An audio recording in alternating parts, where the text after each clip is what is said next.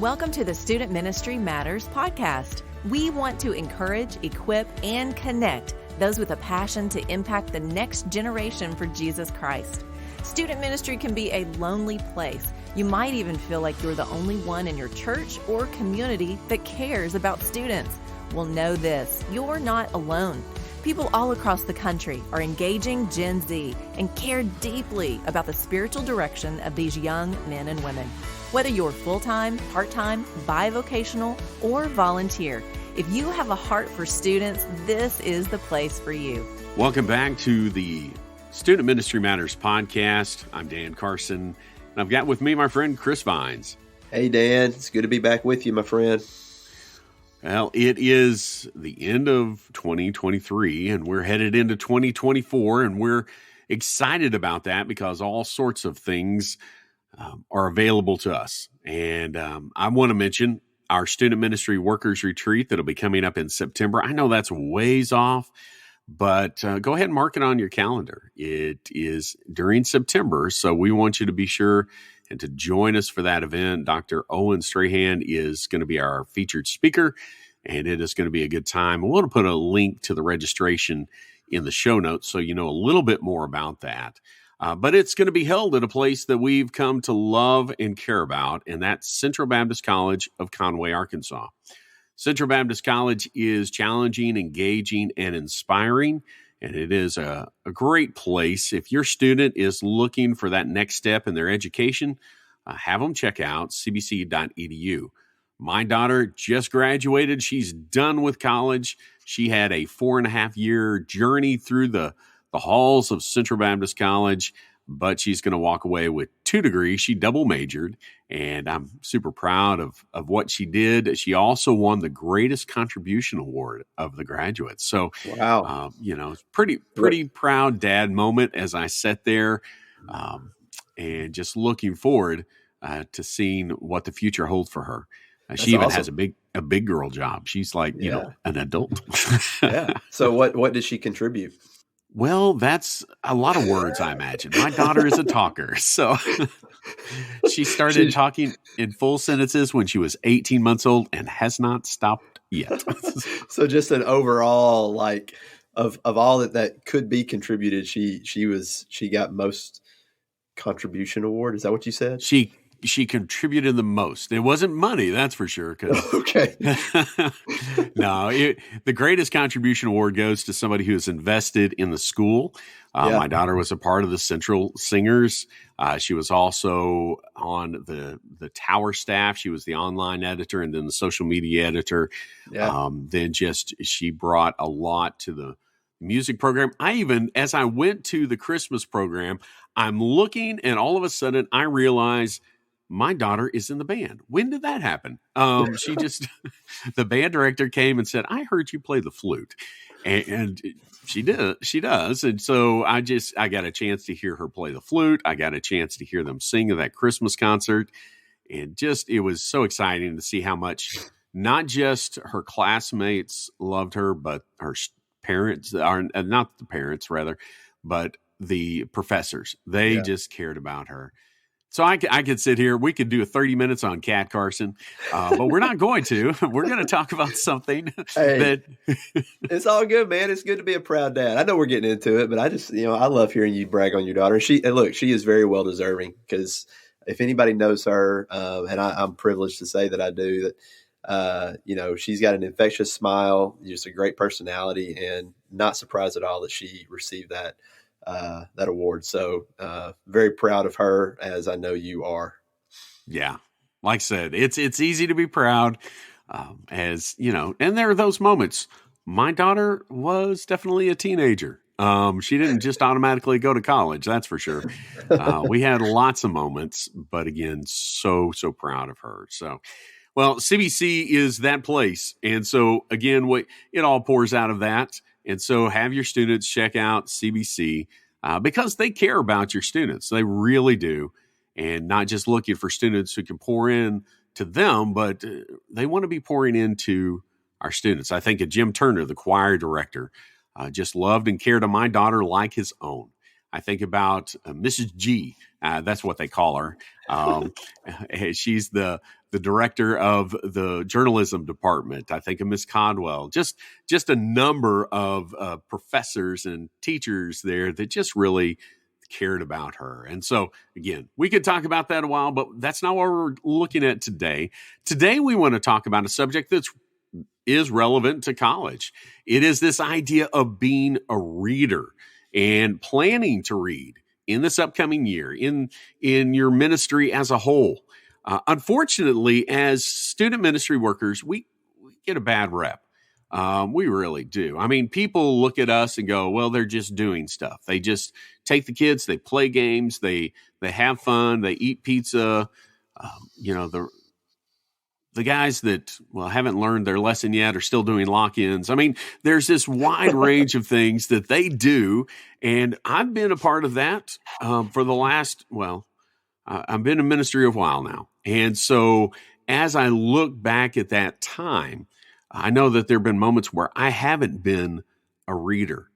But as you're ending one year, thinking about the new one, reading should come up. You may have some different challenges that have been thrown your way and said, hey, you should do this. But we believe that reading is an important thing for us to look at as ministers of the gospel, as student ministry workers. We can't just be about the doing. We need to be about some of this growing. So, Chris, let's start with this big question of why should we be readers as student ministry workers?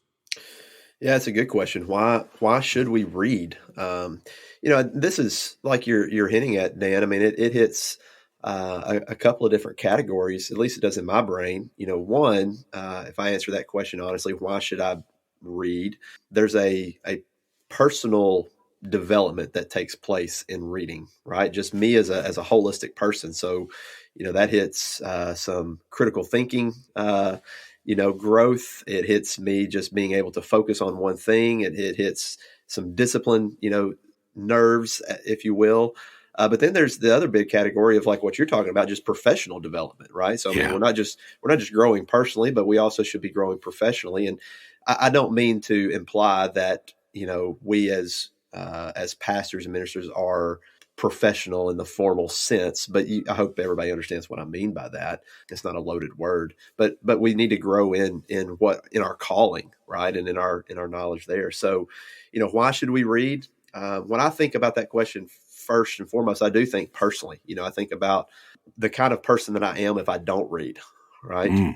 And so, if I answer that question just honestly, one of the reasons why we should read is to fight against laziness in our own life. We live in a world of easy, convenient comforts, and in a world that is growing more and more in that direction, where you've got videos that are becoming shorter and shorter with TikTok and Reels and all different sorts of things. Our attention spans are getting smaller and smaller, and I think just a natural result of all that is we really tend to become lazy people to the point where we only go after what is easy. We only go after what is convenient or fast. There's a reason why there's a series of books called the Cliff Notes. There's a reason why there's a growing number of subscriptions that have to do with summarizing books for people. And it's because people don't want to take the time to actually read the books themselves. So I would say one of the biggest reasons why we need to read personally is to fight against laziness in our own life. That is so good. I think about some things that I heard growing up was that you saw television shows that were normally about an hour long. Then along comes the sitcom. And the sitcom was 30 minutes. And so the idea slowly became that you can't keep somebody's attention over 30 minutes. And now you look at TikToks and Reels, and all right, now you can't keep somebody's attention over 2 minutes, 30 seconds, 15 seconds. And that's kind of where we're at right now. We want it all. We want it fast. But when you're working your way through a book, there is some Well, I just said it. There's some work that's involved in that, and it's a process. And so that's a great one. There is a big list. I found it at youngreadersfoundation.org, just some basic things. And we encourage, our students as children and as teenagers to be readers.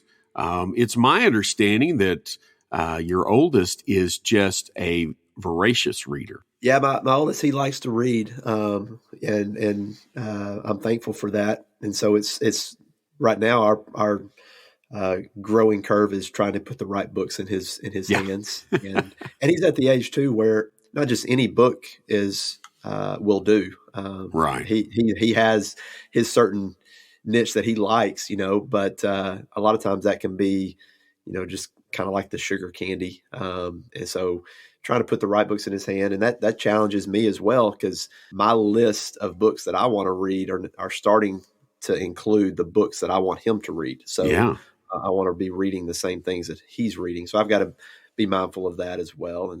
But he does. He loves to read. I'm thankful for that.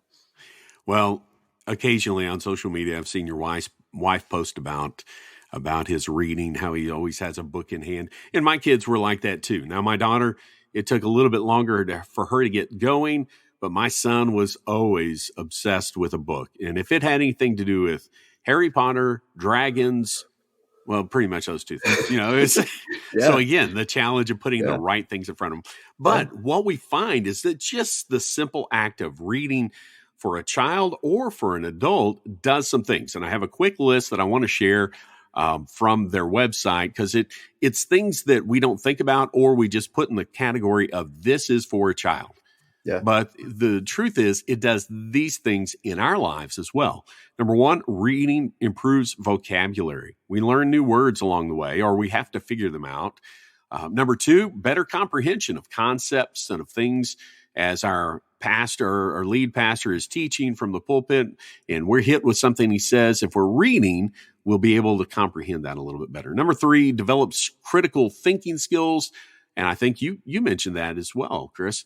It improves our memory. And I know as I get older, I need all the help I can get. So we're going to be reading more, so that'll help. Number five, improves results at school. Now, most of us are done with school, but some of us aren't. And so we want to keep reading. Number six, improves analytical skills. Number seven, builds confidence. Number eight, helps you socialize. It gives you something to talk about. Number nine, it broadens horizons. Number 10, improves your writing skills. If you're a reader, your writing will hopefully be better. And as ministers, as student ministry workers, we need to be able to write, to communicate well. Number 11, improves focus and concentration. Number 12, makes you more empathetic. Number 13, it develops emotions. Number 14, and here's a phrase that we use a lot, readers are leaders. And man, that is important if we want to make a difference in the lives of our students and our families and just our congregation as a whole. We need to be reading so that we are understanding new things. And then number 15, you learn at your own pace. You don't have to power through a book in most cases. Times we're challenged to do that because we are looking at a book together for a group. But I know that with my students right now, we're reading through 10 questions every teen should ask and answer about Christianity, written by Rebecca McLaughlin. But we are taking it one chapter a week. And a student can handle one chapter a week. They read a lot of other things. It makes them think. It also gives me a good reason to say, hey, have you read this? Another connection point, all those things. But we should take time to read.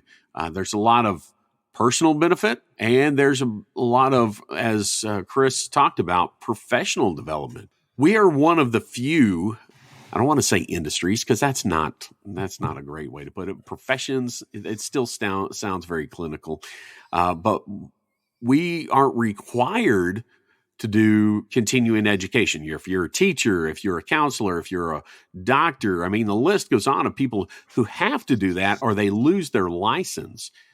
There's nobody holding that over us in most cases. So we have to take that challenge on ourselves. And so personally, professionally, there are a lot of reasons that we should be reading. But let's answer another question. Why do we not read? What pulls us away from that sort of thing? What do you think, Chris? That's a big question, right? It is. Why do we not read? And, and I want to, go ahead and point out the assumption that's in that question is that, and it's not a good assumption, because we don't want to imply to the people who are listening to us or who will listen to us that you don't read. We know that there are some people out there that, you're killing it in this area. So you're listening to this and maybe you're just wanting to pick up some helpful tips or maybe some book recommendations. And we're going to get to those at the end of the episode for sure. But we just know that generally speaking, we live in a world that people are not valuing reading the way that we really believe that they should and that people should. So that's where we get that question, why do we not read? And I've got just some quick ones that I think are just the answer to that. Like if I were to ask somebody or if someone were to ask me, what are the easy answers that we give? I think one of the big ones that people want to just immediately go to is, I don't have time. Yeah. I don't have time to read, and listen, we don't have to spend a long time on that, but we can see right through that. I mean, surely if you're listening to this and as we're just talking about it openly, we have time. Like really, we have time for the things that we value. And that goes across a lot of stuff. So that's really just kind of a bogus excuse to say that I don't have time. Because we make time for all sorts of other things. And it's the things that we want to have in our life, the things that we enjoy, the things that we want to watch or whatever else. We have time. What we really mean by that is I'm not willing to sacrifice the things that I'm already doing in order to do this. Right. So if that's one of your first excuses, and that's what it is an excuse that I don't have time, I would challenge that and say, well, where are you spending your time? And where are you spending your time in just meaningless ways? Where are you spending your time in really more passive consumption than and then begin to think kind of backwards, like, do I really need to do that? What should I take out of my life in order to really put this in there? So in other words, if you want to value reading, if you want to read more, you've got to insert it into your life, just like going to the gym or anything else. You have to insert it in there, and you have to sacrifice other things or wake up earlier or go to bed later in order to make those things happen. So that's one thing I think people say when asked that question. Here's another one. This is one that was just on my brain, and this is for youth pastors. This is for people in ministry. So maybe you're not just a youth pastor. Maybe you are a pastor. But I think sometimes we don't see reading as quote unquote work. So for instance, I think this is something that's affected me, and I may be alone in this, but I'd like to think that I'm not, that whenever I'm sitting at my desk in the church and I've got a blank desk in front of me, but I have an open book and I'm just sitting there and I'm reading, I think I have felt the pressure sometimes of either people walking past my open door and seeing me, because I'm working in a school and there's all things going on, and there's this almost like this underlying fear of man that kind of happens within me, of people looking in and saying, man, Chris isn't doing anything. All he's doing there is just sitting there reading a book. And I just say that because that's a real feeling that I've experienced. And I've grown up in the South, and I grew up working on a farm, and I did all these kind of things. And so physical labor is just built and ingrained within me. And so when I think about work, oftentimes my brain goes straight to doing something with my hands, doing something with my feet. Right. If I'm not sweating, then I'm not working. And that's just not true. And so I think one of the dangers that we have in ministry is to think, well, I can only read whenever I'm sitting in a Starbucks or at my house. And we limit ourselves because we don't define our reading as work. But we know how bogus that is, because listen, if we're called to preach, we're called to learn, we're called to divide the word of God in a straight way. And so that means first and foremost, we should have open Bibles on our desk.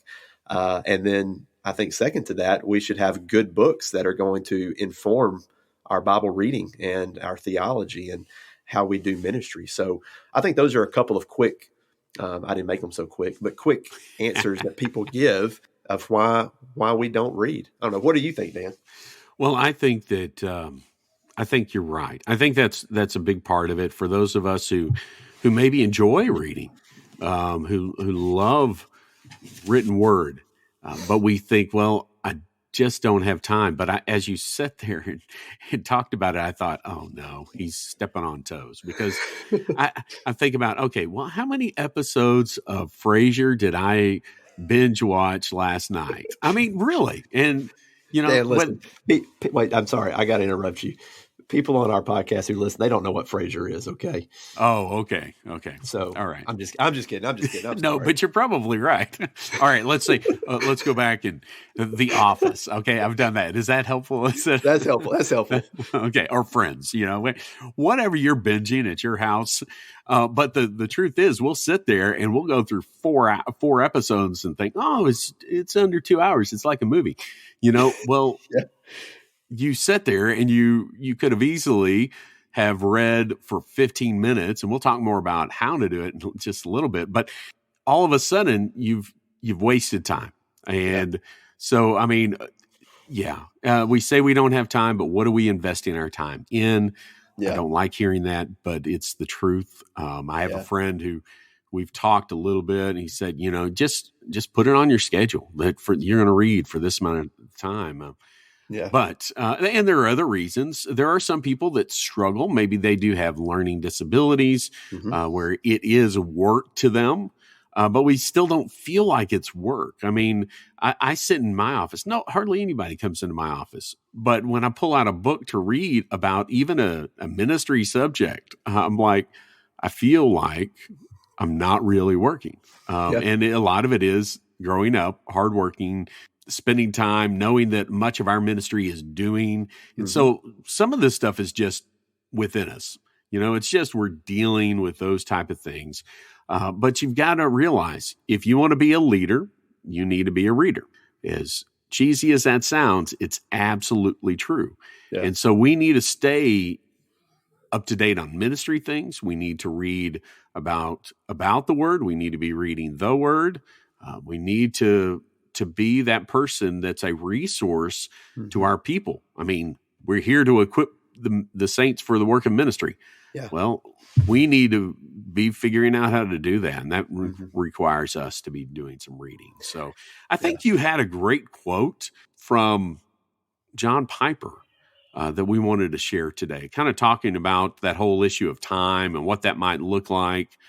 Yeah, share that with us, Chris. Yeah, well, it's not a quote; it's an article, and we'll put it in the show notes. But it's one that in fact, this is an article that I have saved somewhere. I had to find it before the podcast started today, but it's one that I actually read. I find myself reading probably at least once a year. But it's called 25 Christian Books I Love to Recommend. Now, this is an article written by Pastor John Piper back in 2018. It looks like, but while there's helpful books and it just kind of gets your wheels turning on what you can put on your book list, one thing that's really interesting, and I think this is the quote that you're talking about, is early on in the article, he gives this little paragraph, and I'm just going to read it.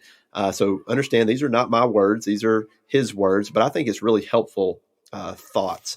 He says this: suppose you read about 250 words a minute and that you resolve to devote just 15 minutes a day to serious reading to deepen your grasp of biblical truth. In 1 year, which is 365 days, you would read for 5,475 minutes.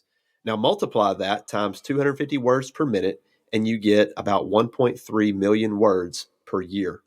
Now most books have between 300 and 400 words per page. So if we were to take 350 words per page and to divide that into 1.3 million words per year, we get 3,910 pages per year. That means that at 250 words a minute, 15 minutes a day, you could read about 20 average-sized books a year, right? And so, in other words, if you didn't catch all that, there's great value in just setting aside 15 minutes a day for reading, right? So, in other words, if you say, well, I just can't finish a book. No, you can. You can. Maybe you don't, but you can.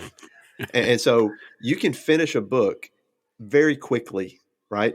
with just 15 minutes a day. You'd be surprised with how quickly you can move through an average sized book in just 15 minutes a day. Hey, and if you're still like thinking, man, 15 minutes of just solid reading, that's just too much. Try 10. Try 10 minutes a day, right? Start somewhere. And then go from there. So I really like the way, I mean, that helps me. I'm one of those guys that likes to think in those terms. It just helps me to know, like, you know what, if I just dedicate myself, if I discipline myself to 15 minutes a day, right? Minimum. I mean, we're talking minimum, then this is what the end result could be in a year. Right. So I heard, I think I was listening to a sermon by Alistair Begg a couple of weeks ago, and he just mentioned the idea, the thought that I think has been mentioned in several other contexts as well, that most of the time people overestimate what they can do in a year, but they underestimate what can happen in 5 years. And that kind of thought just helps me just kind of, I don't know if this even makes sense, but kind of settle into my own humanity a little bit. Like, that's true. Like I oftentimes overestimate what I can do in a short amount of time, but I underestimate what can happen over a long period of time, whether that be a year or 5 years. So, here we are at the end of the year. And I still like to think, you know what, I can finish 15 books between now and the beginning of next year. Well, no, I can't. Okay. Sorry. I'm not that kind of reader. I like to read, but I'm not that kind of reader. But you know what, in 2024, there's no reason why I can't finish more than 15 books a year, Right. And so, but it starts with these kind of thoughts of 10, 15 minutes a day. Reading is important. If you still are on the fence or you think that you can't do it, just start with 5-10 minutes, pick up a book and try to get through that book slowly, methodically, a little bit at a time. And as you broaden that, you're going to have the opportunity to go through a lot of books. I mean, if you could get through 20 books, let's cut that in half. If some of you and some of us, I include myself in that because I get pushed to finish books because we have a program in our church where we do that. But if you are struggling, just think about getting through 10 books in a year. I mean, that'd be incredible. What you could learn, what you could be exposed to, just all sorts of good things. Now, we talked about the why, and we need to look at that and keep that in mind. But what about the how? How do we handle reading? Should we organize it? How many books I think are realistic for one of us? Or, I don't think that, I think that number changes from person to person and where they're at on their own journey. But what about that? How should we organize, or should we even organize our reading, Chris? My answer to that is yes. I think we should. I think organizing our reading is very helpful. You said it earlier to me, Dan, so I'll give you credit for it. But it's a true statement. A failure to plan is a plan to fail. And so if we move forward without any kind of plan in our reading, what ends up happening is the same old. We don't read, or we don't read like we really want to. So I think setting a goal and having a plan for how we're going to reach that goal with the titles of books that we want to read. I think that helps us. In other words, it gives us a target to aim for, and we're going for it. So, I know you showed me, and I'm going to let you unveil it here in a minute, just, a really helpful resource on how to think about reading. But I would just say the reason why I organize my reading is because if I don't, then I tend to only read one type of book. If I only read one type of book, then I'm only getting, one type of kind of knowledge and information in my brain. And I want to grow in a much wider sense. And so there's some classics that I need to read. There are some current books that I probably should read in order to keep up with just certain things. But then there's also just like some novels that I should read in order just to hit that creative nerve within my brain. And so that's it. But if I don't make a plan, then I usually am just very one-dimensional in my reading. I tend to only go after one type of book. And so I need some type of help and plan for that. But then, you said it a minute ago, and I'll go and I'll just kind of finish this thought here, is that, everybody's different when it comes to how many books we should read. So, I would encourage you this way: be realistic for yourself, but take a risk. So be realistic, but also be risky. So I was talking to one of our church members. I had lunch with her and her husband and their young kid the other day, and we were talking about reading. She loves to read. She was a English lit major, and so I was like, "So what are you reading?" And she said, "Well, I've read a lot this year." And I was like, "Yeah, how much?" She's like, "Well, I've read over 200 books this year." And I'm like, "Oh, that's amazing." Right. That's what I was like. I kind of choked on my chow mein whenever she said that. But, here's the thing. Like, obviously, she's reading faster than I do. I have no shame in saying that. She's reading a lot faster than I do. Is it possible for me to read 200 books in a year? I don't really know. I'll be honest. Have I done it? Do I do that? No. So I'm not going to sit here and say that I do it. But so in other words, that is not realistic for me. And it's not realistic for a lot of people. Right. So in other words, don't start this new year thinking, you know what, I'm reading 200 books this year. Now, if that's your reality, go for it, right? Push yourself. But for most people who are reading on average 250 to 300 words a minute, and again, I'm not saying you can't, right? But I'm just saying that's not really realistic, and it's not, so it's outside the realm of that. So find what's realistic for you, but then be risky. So in other words, don't just say, okay, I'm going to read one book this year. That's not enough risk, right? I mean, sure, you might meet your goal, but have you really done anything, right? So, you might say, I would kind of start back with this last year. I would say, all right, how many books did you read in 2023, right? Just without a plan. How many books did you read? And then from there, set yourself a good goal for this next year. So it might be 10 books. That's less than one book per month in this upcoming year. And so you may say, you know what, I'm going to read 10 solid books this year across many different categories. And for you, that's realistic, but there's also some risk involved because you know you and your schedule. I could go on about that. I like goal setting, but that's what I would say. Be realistic, but take a risk. And I think that's great advice. As we look at reading, there are several ways that we can approach it. You think about where you're going to do your reading. What's that going to look like? You may need to read at home. You may need to read in your office, at the church, or wherever you're at. I know that we have bivocational and volunteer student ministry workers. The expectation isn't just for those in vocational ministry. We believe that everybody should be reading in this process. So maybe if you're a volunteer and the youth pastor at the church is handing out a book and said, hey, let's read this together. That's part of the deal, is that we need to find some people that we can read with. The ABS director here, the Association of Baptist Students at the University of Arkansas, has been talking to me about reading through a book together.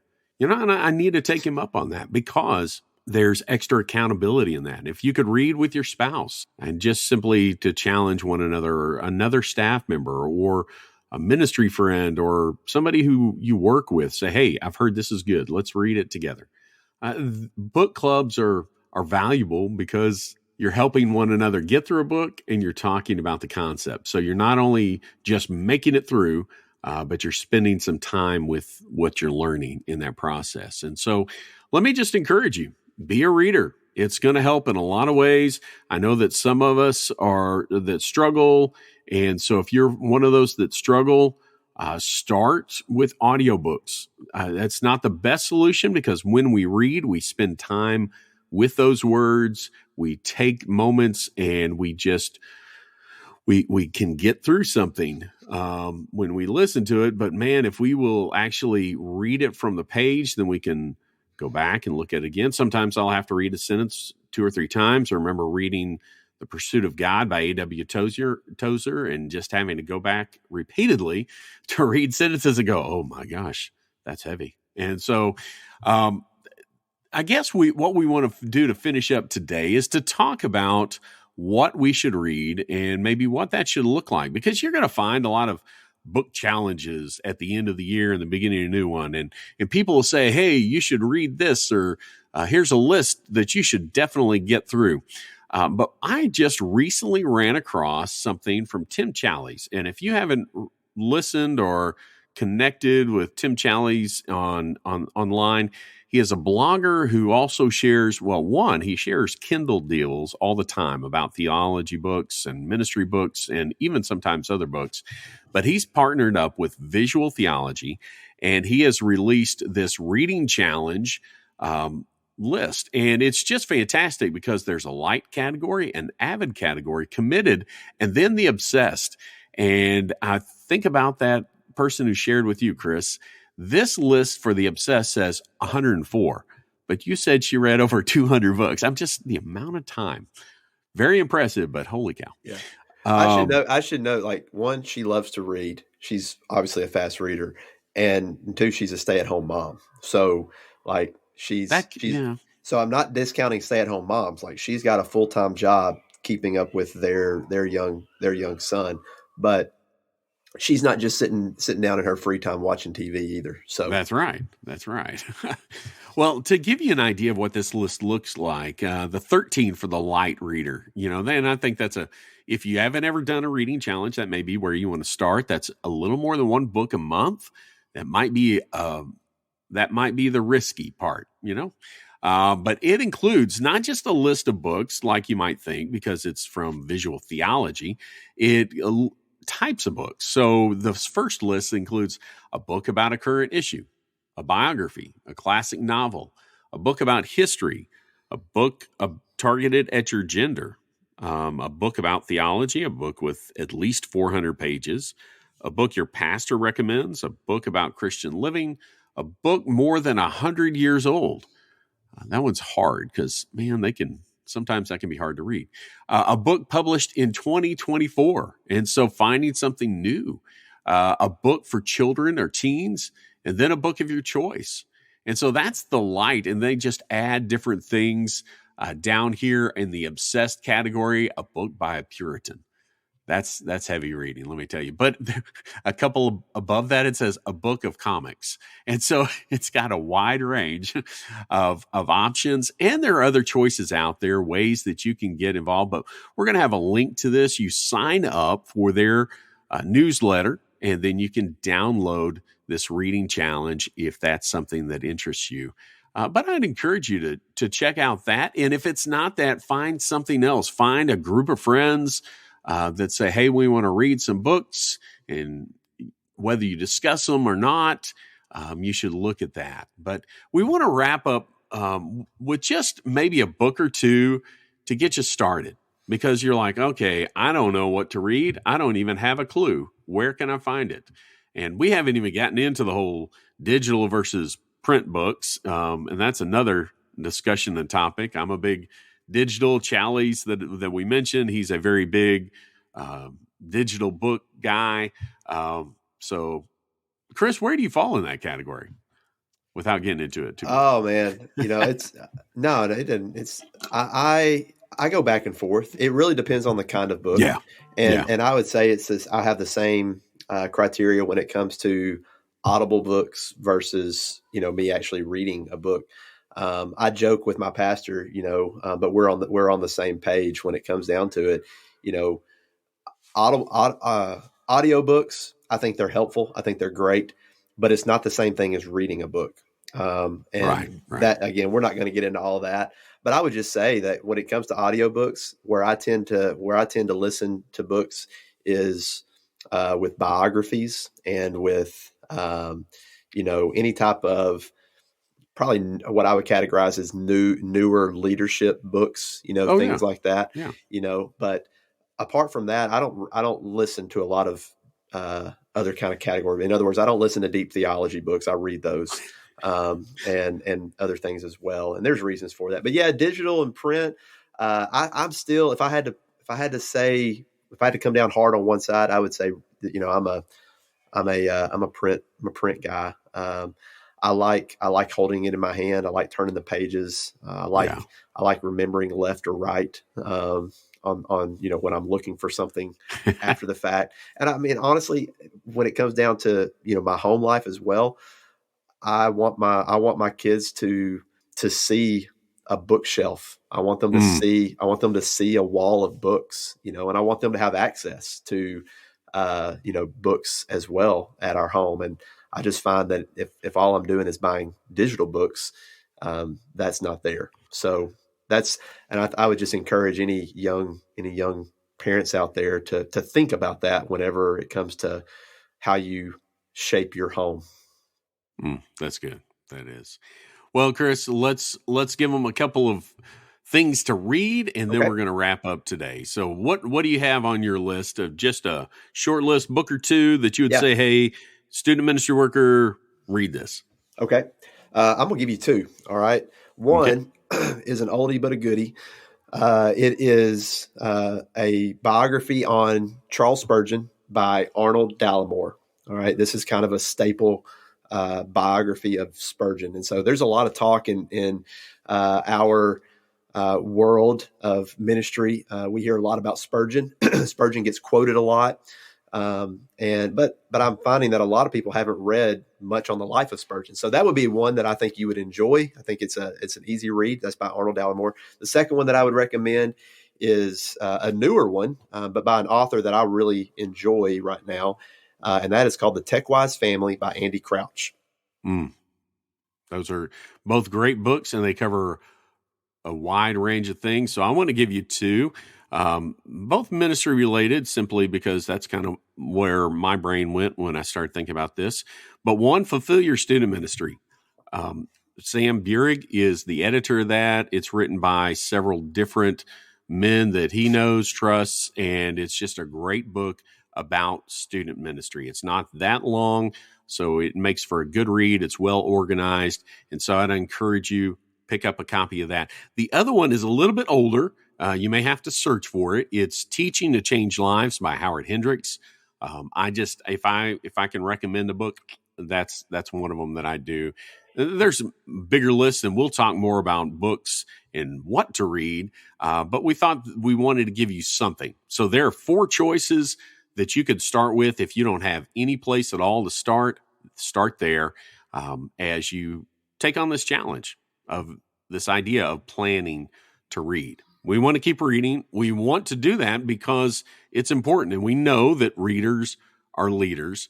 There's great value in podcasts, but it's even better if you can sit down with a book and take some time with it. It'll help you. It'll help your ministry. And do some great things. So, Chris, any final words?